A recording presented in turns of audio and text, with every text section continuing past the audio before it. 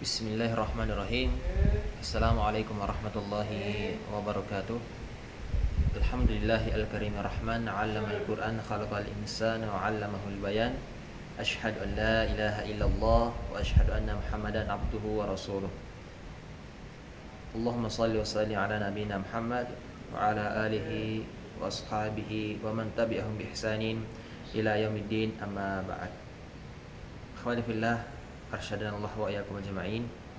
Pada kesempatan yang berbahagia ini, saya Syamsur Rijal akan membawakan satu materi tadabbur berkaitan dengan nama-nama Al-Qur'an. Dan nama yang akan kita bawa pada tadabbur kali ini yaitu nama yang berkaitan dengan yang disebutkan At-Tanzil, bagian Al-Quran yang disebut dengan At-Tanzil atau nama Al-Quran. Ada satu quote sebelum kita masuk dalam tadabbur. Ada satu quote yang disampaikan oleh guru kita Ustaz Abdul Hafid, bahwasanya kalau kita ingin paham dengan Al-Quran, maka kenali, pahami nama dan sifat Al-Quran itu. Itulah kenapa kita pentingnya mempelajari atau mentadabburi nama dan sifat Al-Quran.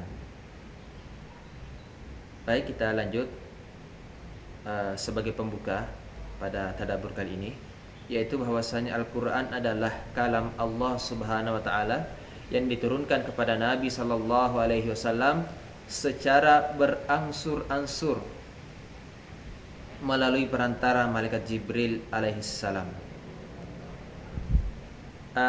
Tema ayat yang coba kita angkat pada tadabbur kali ini yaitu Al-Quran adalah kitab yang diturunkan secara berangsur-angsur dari Rabb semesta alam sebagai pengingat bagi seluruh manusia. Kita masuk ke uraian kosakata. Di sini adalah kalimat nazzalah yang diturunkan secara berkala atau berangsur. Dan apabila ditambahkan at-tanzil, yaitu bermakna menata, mengorganisir sesuatu. Diambil dari mufradat bil Quran. Kita masuk ke ayat, yaitu di surah Asy-Syu'ara di ayat yang 192 sampai dengan ayat 195. Kita bacakan ayatnya. A'udzu billahi minasy syaithanir rajim. Bismillahirrahmanirrahim. Wa innahu latanzilu rabbil alamin. Nazala bihir ruhul amin. Ala qalbika litakuna minal munzirin. Bilisanin arabiyyin mubin. Sadaqallahul azim. Allahumma arhamna bil Quran.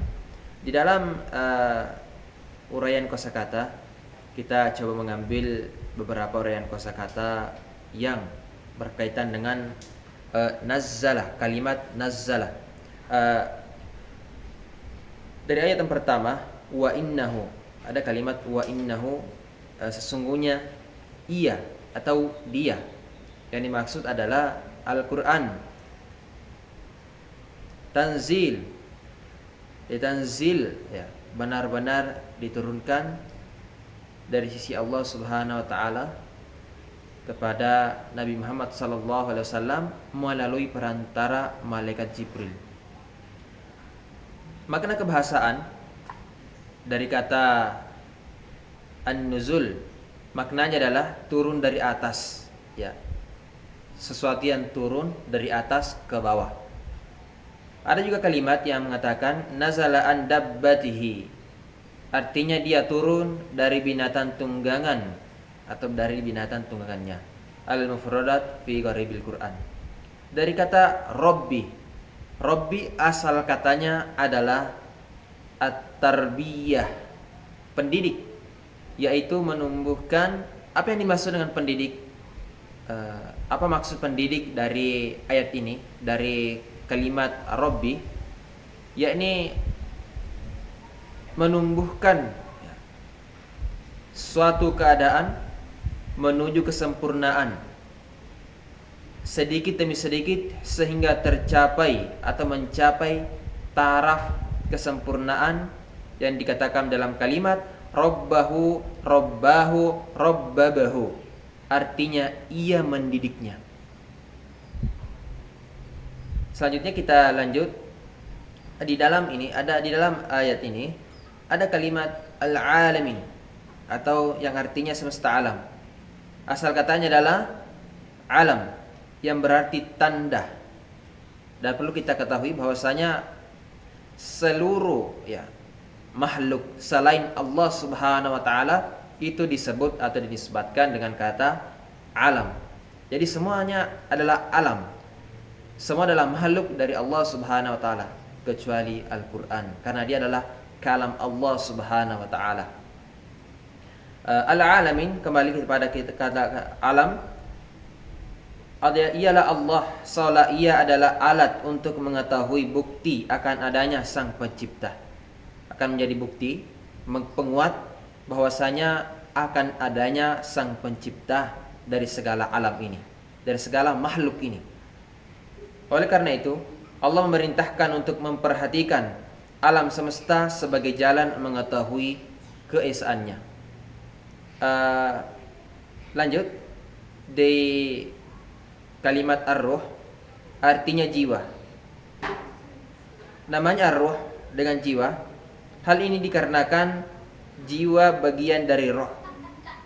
Juga dijadikan nama bagian-bagian yang mendapat kehidupan, pergerakan, mendapat manfaat dan penolak mudarat. Di dalam surah Qaf ayat yang ke-37 Allah Subhanahu wa taala berfirman, Inna fi dzalika ladzikra liman kana lahu qalbun aw alqas sam'a wa huwa syahid. Yang artinya sungguh yang demikian itu terdapat peringatan bagi orang-orang yang mempunyai hati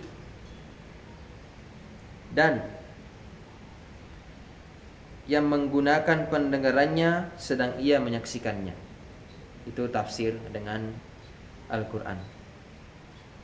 Kemudian tafsir dengan asar bahwasanya hati ini menjadi tempat diturunkannya Allah Subhanahu wa taala ke dalam diri Rasulullah sallallahu alaihi wasallam, karena hati ini menjadi kunci atau menjadi raja bagi tubuh seorang manusia atau tubuh seorang hamba. Apabila hatinya baik, maka akan baik segalanya, semuanya akan baik. Apabila hatinya yang rusak, maka semuanya akan ikut rusak. Hadis riwayat di Bukhari dan Muslim. Kita masuk ke dalam inti pesan. Apa inti pesan dari ayat dari Asy-Syu'ara? Dari ayat yang 192 sampai dengan 195. Apa inti pesan yang bisa kita ambil? Yang pertama, cuma satu inti pesan. Inti pesan kita ambil satu, yakni kitab Allah yang diturunkan secara berangsur-angsur kepada Nabi Muhammad SAW melalui perantara malaikat Jibril dengan bahasa Arab yang jelas. Kemudian pesan-pesan utama perlu kita garis bawahi bahwasanya pesan-pesan utama yaitu pesan yang masih nampak di teks ayat yang kita tadabburi. Pertama, di sini kita tuliskan Al-Quran diturunkan ke dalam hati Nabi Sallallahu Alaihi Wasallam. Yang pertama. Yang kedua, bahwasanya Al-Quran diturunkan dengan berbahasa Arab, tidak dengan bahasa yang lain. Kemudian yang ketiga, Nabi Sallallahu Alaihi Wasallam sebagai peringatan. Masuk ke mindset, cara pandang kita setelah mendengarkan tadabbur, setelah kita mentadabbur ayat yang di atas. Apa mindset kita? Di sini kita tulis yang pertama, Al-Quran turun untuk menata hati, karena hati ini suka untuk berpindah-pindah atau tidak konsisten. Itulah fungsinya Al-Quran. Mindset kita setelah mengikuti mendengarkan tadabbur, yakni Al-Quran turun untuk menata hati yang suka berubah-ubah. Yang kedua, mindset yang kedua, Al-Quran adalah nikmat dari Allah Subhanahu wa Ta'ala sebagai pemberi peringatan. Yang ketiga, Al-Quran akan selalu terkoneksi kepada hati yang selalu mengingat Allah Subhanahu wa Ta'ala. Dan Al-Quran bukan sihir, bukan pula buatan manusia, melainkan adalah kalamullah. Sikap mental atau attitude setelah kita mendengarkan tadabbur, yakni kita akan senantiasa berusaha konsisten menjadikan Al-Quran sebagai peringatan, konsisten untuk senantiasa memperbaharui atau mempelajari, meningkatkan kemampuan kita di dalam berbahasa Arab, karena Al-Quran diturunkan dengan bahasa Arab. Masuk ke dalam behavior iman apa yang kita bisa ambil? Yang pertama, meyakini akan kebenaran Al-Quran.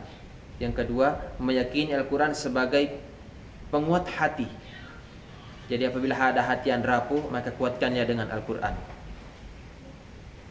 Kemudian juga yang ketiga dari sisi iman, bahwasanya meyakini kebenaran Al-Quran karena dia dibawa oleh malaikat Jibril yang diberikan gelar oleh Allah Subhanahu wa Ta'ala sebagai Al-Amin, sebagai ruh yang bisa dipercaya, ruh yang terpercaya, yang amanah, yang membawa wahyu dari Allah Subhanahu wa Ta'ala kepada, dibawa ke dalam hati Nabi Muhammad sallallahu alaihi wasallam. Kemudian amal apa yang bisa kita ambil yang telah akan kita perbuat selama mendengarkan tadabbur, yakni yang pertama, kita bertahap di dalam mempelajari Al-Quran, bertahap di dalam mempelajari Al-Quran. Kemudian nilai dakwah yang bisa kita ambil, yang pertama, mengajak atau menyeru kepada keluarga terdekat kita umumnya dan kepada masyarakat umumnya untuk menjadikan Al-Quran sebagai peringatan. Kita mendakwahkan bahwasanya Al-Quran ini bukan cuma sekedar bacaan saja, tidak. Tetapi Al-Quran ini diturunkan oleh Allah Subhanahu wa Ta'ala sebagai peringatan. Dan yang kedua, membumiluaskan pembelajaran bahasa Arab. Itu dari nilai dakwah. Mungkin itu saja dari saya, tadabbur singkat nama Al-Quran sebagai At-Tanzil. Lebih dan kurangnya mohon dimaafkan. Apabila ada kebenaran, datangnya dari Allah Subhanahu wa Ta'ala. Apabila ada salah, itu datangnya dari diri saya pribadi karena keterbatasan ilmu dan segala kesalahan. Saya minta maaf. Dan apabila ada kesalahan, tolong dimaafkan. Demikian dari saya. Kita akhiri dengan doa kafaratul majelis. Subhanaka Allahumma wa bihamdika asyhadu an la ilaha illa anta astaghfiruka wa atubu ilaik. Assalamualaikum warahmatullahi wabarakatuh.